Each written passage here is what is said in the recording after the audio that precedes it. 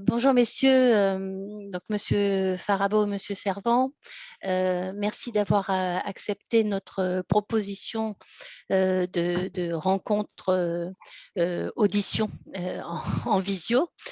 Peut-être avant de commencer, ou en tout cas pour poser un peu le cadre de cet échange, je voulais dire de quoi il retourne finalement. Les auditions que nous sommes en train de conduire à la commission dans cette phase finale du débat public nous permettent de mettre un coup de projecteur, si on peut s'exprimer ainsi, sur un certain nombre de sujets, d'aspects, enfin, d'approfondir certains aspects plus techniques qui ont émergé du débat ou qui nous semblent manquer dans le cadre de notre désir d'éclairer au plus possible le public sur le projet dont nous parlons, qui est le projet Oriseo. Et donc, il nous a semblé utile, parmi ces auditions techniques, de vous demander, parce que vous êtes concerné au premier chef, RTE, un certain nombre de précisions, en particulier donc sur la capacité de raccordement qui est mise à disposition pour le projet Oriseo.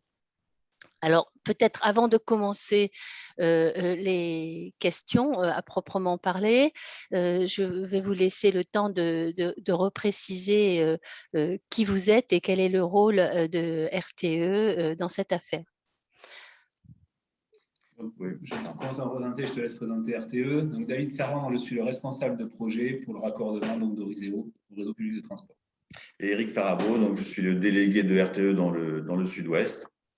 Et pour dire quelques mots de RTE, le réseau de transport d'électricité, nous sommes responsables du transport de l'électricité sur le réseau à haute et très haute tension. Et donc, nous intervenons dans ce débat en tant qu'entreprise de service public chargée du raccordement de ce projet s'il se réalise. Plus globalement, nous gérons sur l'ensemble du territoire français ce transport d'électricité, et en particulier l'équilibre entre la production et la consommation à tout instant.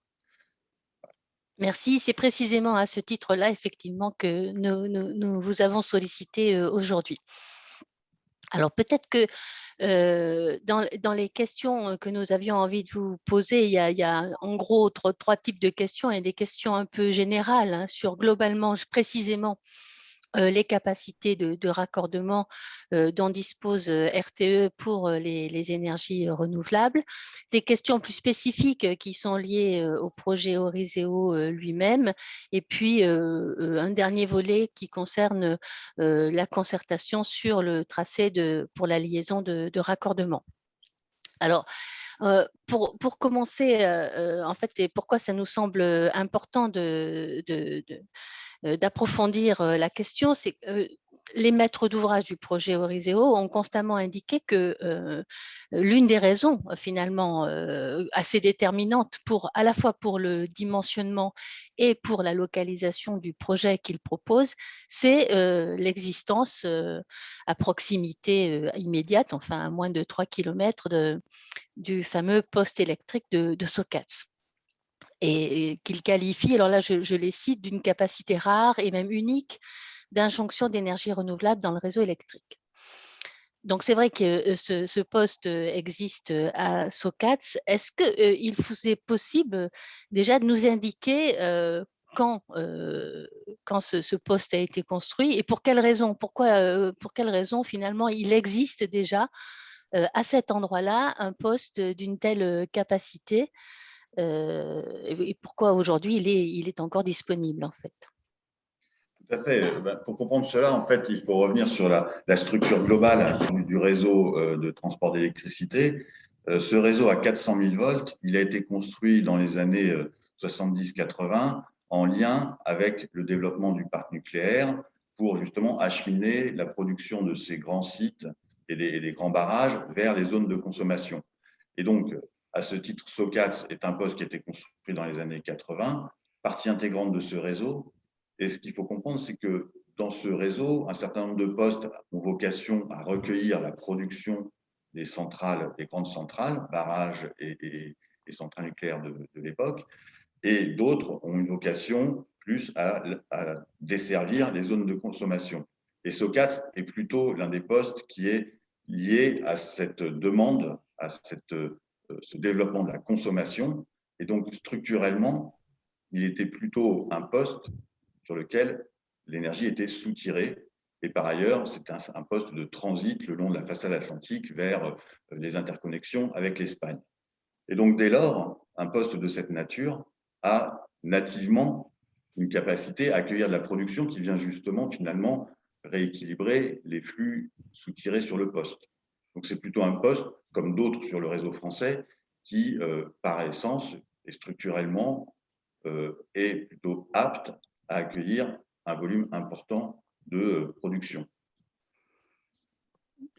Alors, bonjour messieurs, est-ce qu'il y a d'autres postes de ce type en Nouvelle-Aquitaine, puisque là, les maîtres d'ouvrage nous disent qu'il a une capacité exceptionnelle d'injection, mais est-ce qu'il y en a d'autres qui ont des possibilités d'injection, alors peut-être moins, disons, du niveau pour des parcs du type de celui de Cestas, ou de capacité mettons, entre 300 et 600 mégawatts ou au-dessus. Comment ça se présente en Nouvelle-Aquitaine, la situation de ce point de vue-là? Alors, la capacité des postes n'est pas prédéterminée ex ante en identifiant les volumes, puisque finalement, c'est le développement de la production qui nous amène à étudier la capacité d'accueil. Donc, certes, le port de SOCAS a une grande capacité, elle n'est pas forcément unique, mais donc, il a été identifié à l'occasion de ce projet de 1000 MW qu'en effet, il pouvait accueillir 1000 MW. D'autres postes ont aussi la capacité. Par exemple, Cantegrit avait 200 MW, mais cette capacité, elle est réservée et elle est disponible. Il y a des postes de Sissac dans le Médoc qui a 350 MW qui sont attribués. Naouto à 400 MW, 350 MW sont déjà attribués. Par contre, à d'autres endroits où des projets sont proposés par les producteurs, des études sont menées et montrent que des nouveaux postes sont à créer. Donc là, en l'occurrence, sur SOCAS, la capacité existait. C'est ce qui fait ce caractère, cette opportunité que met en avant le maître d'ouvrage. Sur d'autres endroits, comme par exemple dans les Landes, eh bien, de nouveaux postes sont à créer pour accueillir les producteurs.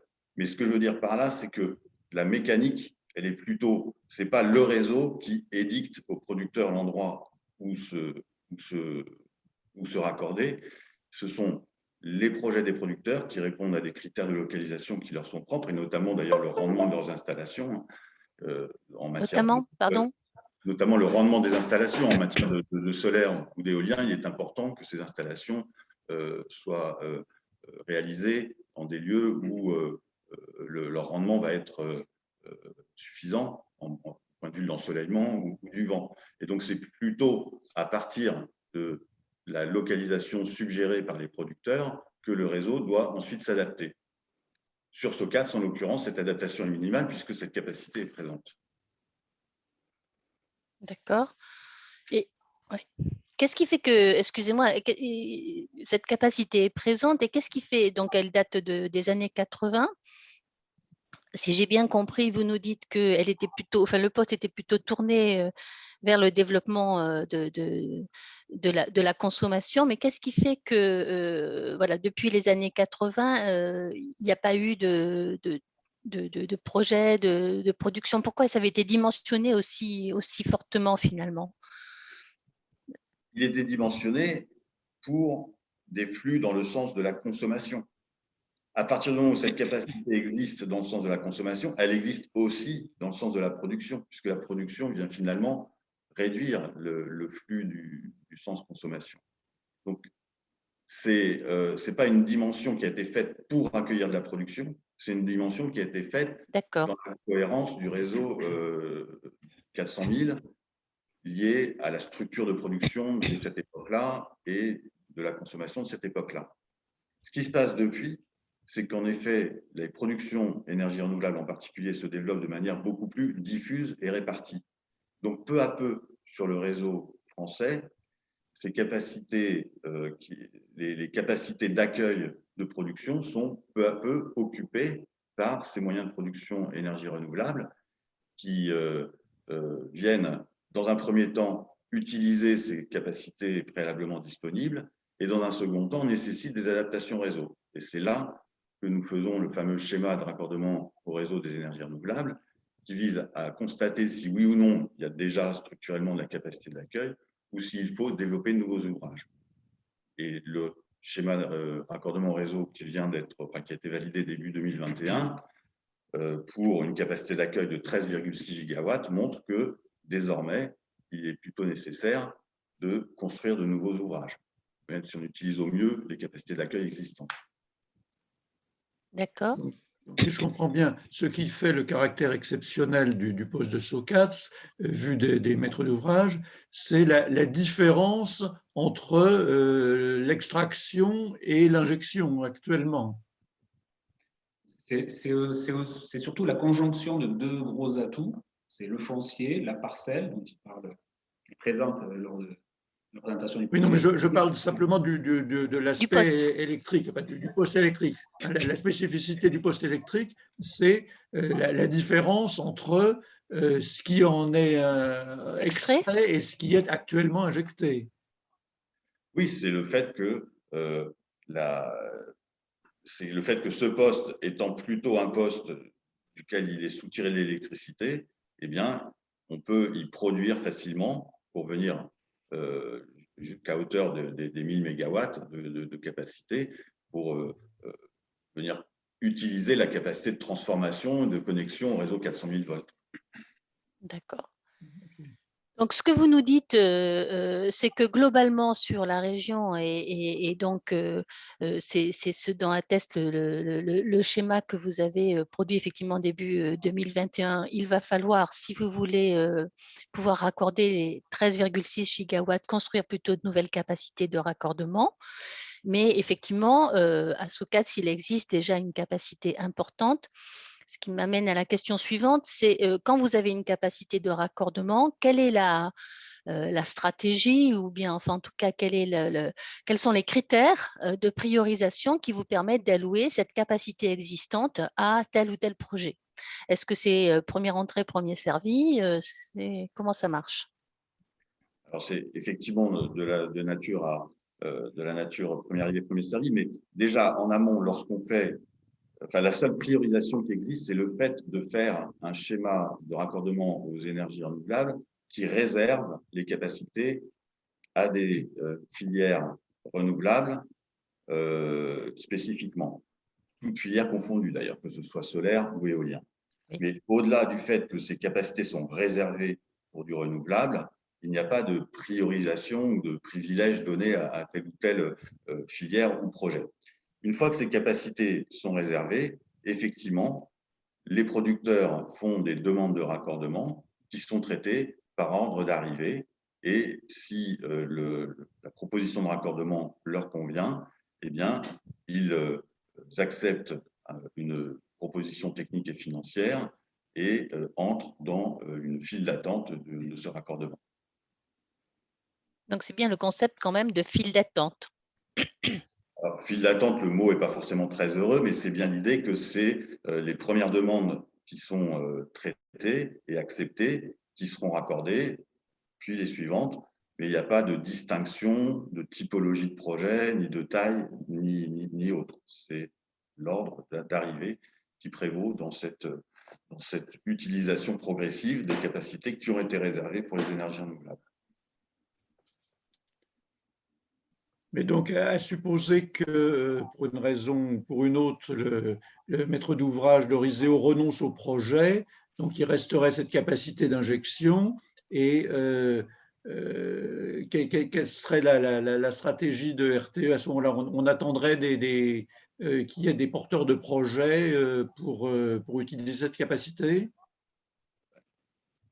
Alors, oui, cette capacité serait rendue disponible à tout autre porteur de projet. Après, ce n'est pas une stratégie de RTE, dans le sens où ce n'est pas RTE qui va décider de la répartition, mais en effet, cette capacité va redevenir disponible sur le site de SOCATS. Donc, après, on rentre dans le mécanisme qu'a présenté Eric. donc d'autres porteurs de projets pourraient venir en profiter. Il faut savoir aussi que même si actuellement donc, il reste un peu de capacité sur le poste de stockage, mais la capacité est donc réservée au projet Horizeo en grande partie. Si un porteur de projet vient demander un raccordement sur le poste de stockage aujourd'hui et demande une puissance de raccordement supérieure à celle qui est disponible, il existe des mécanismes dans le schéma qui permettent de faire des transferts aussi de puissance d'un site à un autre si le poste le permet. Donc, cette capacité disponible actuellement à Socas peut parfois aussi être transférée sur d'autres sites et inversement.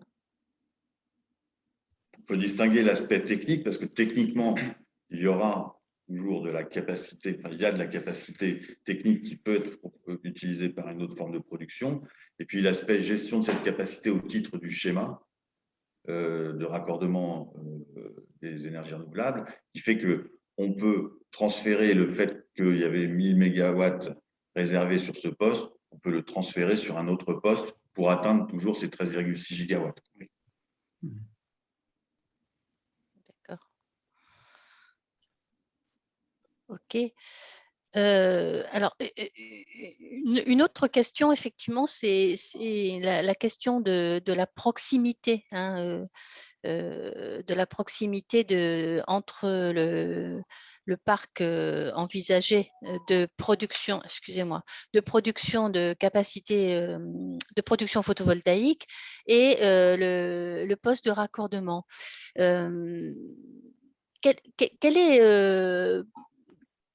Quelle est pour vous l'importance de cette proximité? Est-ce que c'est un vrai sujet? Est-ce que les surcoûts sont importants si on s'éloigne du poste de raccordement? Imaginons par exemple qu'effectivement ce projet ne se fasse pas ou qu'il ne se fasse que sur un volume réduit, puisque dans les alternatives qui ont été évoquées au cours du débat, ça fait partie des possibilités proposées. Ça suppose que d'autres installations sont plus éloignées. C'est quoi l'importance pour vous de la distance de raccordement et l'impact finalement sur le coût du kilowattheure à la fin? Alors, sur le coût du raccordement, il y a déjà deux parties. Il y a une partie, les producteurs sont redevables de la quote-part au schéma de raccordement des ENR qui permet de financer ce renforcement de réseau nécessaire à l'accueil de toute cette puissance dont a parlé Eric. Donc cette partie-là, elle est proportionnelle à la puissance. Après, il y a une partie qui est le coût du raccordement lui-même. Dans ce coût-là, il y a une partie fixe qui est la partie raccordement dans les postes électriques. Et puis, il y a une partie qui, en effet, va être proportionnelle au linéaire. Et donc, nécessairement, plus le raccordement sera éloigné, plus le coût sera important sur une partie non négligeable de ce coût. Et aussi, au bout d'un certain linéaire, alors là on parle de plusieurs dizaines de kilomètres, ça amène des complexités techniques qui ne sont pas anodines sur ces niveaux de puissance. De quel ordre, les complexités techniques? En fait, on va avoir des raccordements qui vont amener des phénomènes électrotechniques de diverses sortes qui peuvent nécessiter d'être compensés. Alors, on a un phénomène en liaison souterraine, c'est la capacité réactive. Le câble est un élément qui crée de la capacité et qui va nécessiter d'être compensé au niveau des postes électriques. Sinon, ça crée des surtensions sur le réseau. Donc, plus c'est long, plus ça crée ces difficultés-là. On a aussi un autre phénomène avec les énergies renouvelables. Ce sont des éléments qui produisent de l'électricité en continu, qui sont transformés en courant alternatif. Et donc, on a des électroniques de puissance qui viennent faire des perturbations. Plus le raccordement va être long, plus il va y avoir un phénomène d'amplification qui peut nécessiter de filtrer ces perturbations. C'est ce que l'on peut rencontrer sur les raccordements d'éoliens offshore. D'accord. Pour résumer, on peut simplement dire qu'aujourd'hui, tous les raccordements, les ouvrages nouveaux pour le raccordement, on privilégie de les faire en souterrain, mais le fait de faire des liaisons souterraines peut être limité lorsqu'on arrive à des distances assez longues par les phénomènes que décrit David, si bien que des liaisons souterraines, 10-20 km, ça va, mais après, bon, au-delà, les questions techniques que mentionne. Pour l'éolien offshore, c'est quand même de cet ordre-là, oui. Donc, Ouais. Et justement, il y a des coûts supplémentaires liés aux compensations. Après, ça peut être passé à de l'aérien, du coup, pour éviter ces complications-là, mais ça crée d'autres difficultés. D'accord. Et est-ce à dire que, excusez-moi, j'ai l'esprit en escalier, mais est-ce à dire que justement dans votre schéma de raccordement et les nouvelles capacités de raccordement que vous serez amené à mettre en place pour suivre l'augmentation de la capacité d'énergie renouvelable en Nouvelle-Aquitaine, est-ce à dire que vous allez privilégier précisément la proximité et du coup avoir des postes dont la capacité sera plutôt adaptée à la demande locale ou à la production locale que des gros postes comme Socats? Est-ce que c'est ça? Dans la démarche schéma de raccordement, on procède dans le sens où on commence par recueillir les besoins vus des territoires et des porteurs de projets. C'est eux qui déterminent les zones où potentiellement il y a opportunité de développer telle ou telle filière et des énergies renouvelables. Et c'est sur la base de cet entrant-là que nous étudions les adaptations du réseau qui sont nécessaires. Donc ce n'est pas RTE qui prédéfinit et prédétermine le fait qu'il serait plus opportun de venir développer des projets tout près du réseau. Et donc, pour minimiser des coûts de réseau, c'est plutôt l'inverse. C'est les producteurs qui définissent et nous, on optimise, on répond au mieux en utilisant au mieux l'existant. Et lorsque c'est nécessaire, on explicite qu'il faudrait de nouveaux ouvrages. Et c'est là où peut commencer une discussion sur l'opportunité et l'impact éventuel de ces ouvrages s'ils deviennent trop importants pour réajuster les positionnements de projet, du fait justement de ce coût de raccordement. Mais c'est plutôt la démarche adaptation du réseau en réponse aux besoins des énergies renouvelables que l'inverse.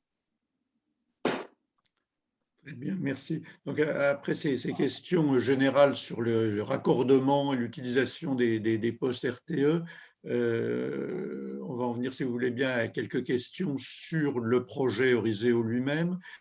Et d'abord, on voudrait vous poser une question sur la brique batterie de stockage, qui a, entre autres, et si ce n'est pour principal objet, de pouvoir répondre aux appels d'offres de long terme de RTE qui permettent de participer à la stabilisation de la fréquence. Et combien y a-t-il en Nouvelle-Aquitaine de postes de stockage de ce type qui répondent aux appels d'offres de RTE? Il y a un projet de stockage de l'ordre de 75 MW qui répond à un appel d'offres qui était celui lancé en 2018, qui devait être attribué en 2019 ou 2020. Donc, il y a un projet de batterie aujourd'hui qui répond à un appel d'offres long terme. Alors, c'est quoi ces appels d'offres? En fait, ce sont des appels d'offres sur les besoins de capacité d'effacement de production ou de production ou d'effacement de consommation, pardon, enfin, qui permettent de réguler l'équilibre offre-demande, notamment au point de consommation. Ces capacités sont nécessaires pour réguler justement cet équilibre entre production et consommation et peuvent faire l'objet d'une rémunération de la capacité qui est mise à disposition pour cette régulation. Donc, actuellement, il y a un projet de cette nature en Nouvelle-Aquitaine, au sein d'un certain nombre de projets, puisque cet appel d'offres en tout avait permis de mettre en avant de l'ordre de 300-350 mégawatts sur l'ensemble de la France. C'est aujourd'hui le seul qui soit abouti, enfin estampillé en Nouvelle-Aquitaine. Les projets de batterie peuvent, le cas échéant, se proposer de contribuer à cette régulation de l'équilibre offre-demande en répondant à ces appels d'offres lorsqu'il y en aura d'autres. À ma connaissance, ce n'est pas le cas pour l'instant de celui qui est porté dans le cadre d'Eurizeo. Il n'est pas d'ores et déjà inscrit dans un appel d'offres long terme. C'est une brique batterie qui peut, le cas échéant, être valorisée en proposant. C'est envisagé en tout cas par les maîtres d'ouvrage dans leur dossier. Et ce n'est pas un projet qui répond à… Oui, c'est clair. Oui, j'ai peut-être été ambigu dans ma présentation, enfin dans la façon de poser la question. Mais disons que dans le dossier du maître d'ouvrage, ils parlent de ces appels d'offres et donc ils se positionnent a priori comme candidat possible à ces appels d'offres. Après, si on veut élargir la question, parce que sur les batteries, au-delà des appels d'offres, ce qui est étudié par RTE, c'est l'évolution des besoins en matière de régulation de l'équilibre offre-demande, production-consommation. Et on sait qu'avec le développement des énergies renouvelables, qui sont éminemment variables, soit sur un rythme journalier comme le solaire, soit sur des rythmes plus hebdomadaires comme, ou mensuels, ou saisonniers comme l'éolien, eh bien, on a besoin de plus en plus de flexibilité. On a fait des études assez complètes du sujet, dont l'une avec l'Agence internationale de l'énergie sur que faut-il comme moyen de lissage et de régulation s'il y a une part importante d'énergie renouvelable dans le réseau. Et puis, dans les scénarios de futur énergétique 2050 qui sont parus en octobre, on a identifié, donc quantifié ces besoins dans des scénarios avec des parts d'énergie renouvelable qui vont de 50% à 100% du mix français. Et ces besoins sont assez considérables, ces besoins de flexibilité. Pour y répondre, il y a plusieurs formes. Déjà, il y a le rôle lui-même du réseau qui permet les échanges avec les autres pays, etc., qui permet de lisser, finalement, de faire foisonner ces variations. Il y a le rôle du pilotage de la consommation, c'est-à-dire en orientant les consommations sur les moments où il y a de la production plutôt que sur les moments de moindre production. Et puis, il y a tout ce qui relève du stockage sous différentes formes. Le stockage dans les barrages hydrauliques, comme c'est le cas aujourd'hui, celui qui est ce qu'on appelle les STEP, les stations de pompage. Le stockage en batterie et encore au-delà, des besoins qui peuvent être fondés sur l'utilisation de l'hydrogène, c'est-à-dire à partir de l'électricité, produire de l'hydrogène qui peut, le cas échéant, être stocké et restitué sous forme de gaz ou d'électricité ultérieurement. Et on a quantifié ces besoins jusqu'à entre 30 et 70 gigawatts à l'horizon 2050. Donc, tout projet qui offre au système électrique des flexibilités, et c'est le cas des batteries, est plutôt accueilli avec intérêt par le réseau de transport en tant que régulateur de l'équilibre offre-demande.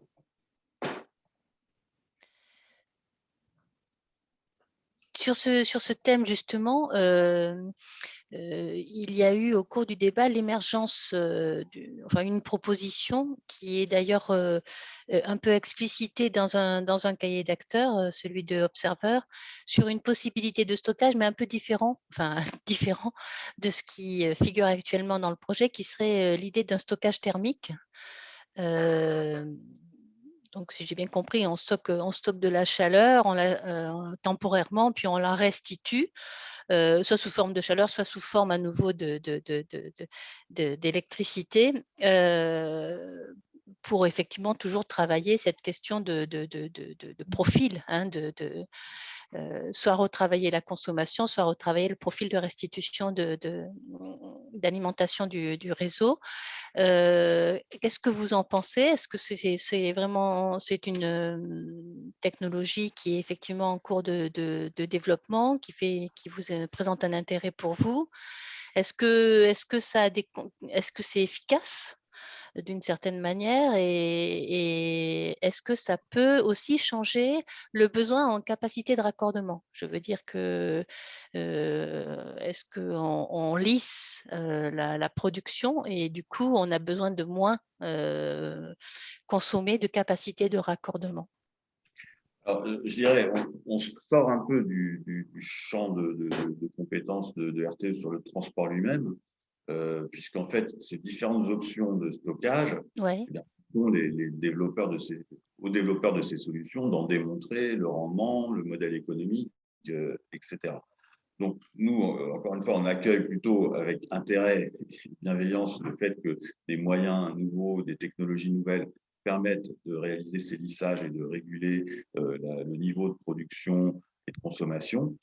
Celui-ci en particulier, justement, on n'a pas véritablement les éléments pour estimer son rendement. On sait que pour l'instant, il n'est pas véritablement il n'est pas existant, mais s'il s'intègre dans le dispositif, eh bien, cela peut modifier les niveaux d'injection qui sont demandés par le porteur de projet, puisqu'il finalement, il retient une partie de sa production, etc. Et donc, si ce porteur de projet l'intègre dans son modèle économique, estime que c'est rentable, le développe, etc., il peut être amené à demander une puissance de raccordement adaptée en conséquence, qui peut du coup réduire ses coûts de raccordement. Mais ce n'est pas à nous de juger de la fiabilité de Bien son sûr. dispositif. En Alors, revanche, est-ce que vous dans la avez mesure, pardon, dans la mesure où vous avez effectivement mentionné les besoins croissants en flexibilité, j'imagine que vous êtes quand même particulièrement attentif à tout ce qui se passe du côté de ces technologies de stockage et de lissage qui apportent une forme de flexibilité, je suppose. oui, alors on y est attentif et pour le valoriser, justement, c'est pour le valoriser qu'on met en place des mécanismes de marché de type appel d'offres long terme, mais aussi valorisation des services systèmes ou autres, qui sont là pour justement permettre à ces porteurs de projets de valoriser et d'intégrer dans leur modèle économique la possibilité de valoriser certains services rendus au système électrique par ce type d'installation. Très bien. Mais je n'ai pas bien compris. Est-ce que vous avez connaissance d'installations de ce type actuellement en France, donc de stockage thermique? Non. Non, pas en France. C'est une technologie émergente donc qui n'a pas encore été utilisée en France. Oui, mais ceci dit, on intègre dans les visions d'évolution du système électrique tout un tas de technologies qui sont encore relativement expérimentales, à commencer par l'hydrogène. Oui. D'accord, merci. Alors, peut-être pour terminer, une ou deux questions sur ce qui est le cœur de votre activité dans le projet Eurizeo, de votre rôle, donc sur le raccordement. Donc, on a compris que vous travaillez sur différentes hypothèses de raccordement. Quand est-ce qu'on aura, selon vous, des hypothèses solides de tracé, enfin de fuseau, à soumettre à présenter dans le cadre de la concertation Fontaine? On les aura, ces hypothèses, au moment où on organisera la réunion de plénière de concertation. Vu d'aujourd'hui, on l'a prévu en juillet. Ce sera en juillet. Donc, ce sera à la suite de tout un tas de rencontres qui seront menées avec toutes les parties prenantes. D'accord. Et donc, la période de concertation circulaire Fontaine, ça serait quand? Aujourd'hui, on a soumis au ministère la justification technico-économique des raccordements, qui est donc un document qui explique techniquement comment on prévoit de raccorder le projet Eurizeo et à quel prix, le coût finalement qui a été validé par les clients. Cette demande, elle est assortie d'une demande de lancer cette concertation Fontaine. Donc, on attend la validation du ministère pour pouvoir lancer cette concertation Fontaine. Et dès qu'on aura cette validation, qui aujourd'hui est prévue sur ce premier trimestre, on pourra réaliser la concertation, donc plutôt sur le deuxième trimestre. Plutôt deuxième trimestre, d'accord. Enfin, mais donc, on comprend bien que ça ne dépend pas que de vous, ça dépend de la date de réponse du ministère à votre dossier. D'accord. Et alors, dans le cadre de cette concertation, comment est-ce que vous pensez associer le grand public? Alors, tout d'abord, déjà, on finit 4 mois de débat public où RTE a présenté le raccordement dans le DMO. À chaque réunion publique, on a présenté les éléments principaux du raccordement. Lorsque c'était nécessaire, il y avait toujours le volet raccordement sur les différents thèmes aussi qui ont été abordés. Donc on a fait cette présentation, cette explication à tout le public pendant ces 4 mois. La concertation Fontaine, elle remplit un objectif différent qui est une aide au préfet à prendre une décision sur le fuseau, donc les fuseaux de moindre impact. Et donc, cette concertation, elle est vraiment pilotée par la préfecture. Ce n'est pas RTE qui décide de son périmètre et de son organisation. Donc, ce sera avec la préfecture que l'on définira cela. D'accord. Très bien. Ben, écoutez, je pense que nous avons fait le tour des questions que nous avions identifiées avant de commencer. Donc, Je voudrais terminer en vous remerciant d'avoir pris ce temps pour éclairer de façon complémentaire ce projet dans sa dimension raccordement et raccordement au réseau électrique. Donc, je vous remercie. Et donc, cette audition sera diffusée sur le site du débat dans les prochains jours. Hein, Sophie ? Exactement. Voilà. Merci beaucoup et bonne journée à vous. Merci. Bonne journée. Au revoir. Au revoir. Merci.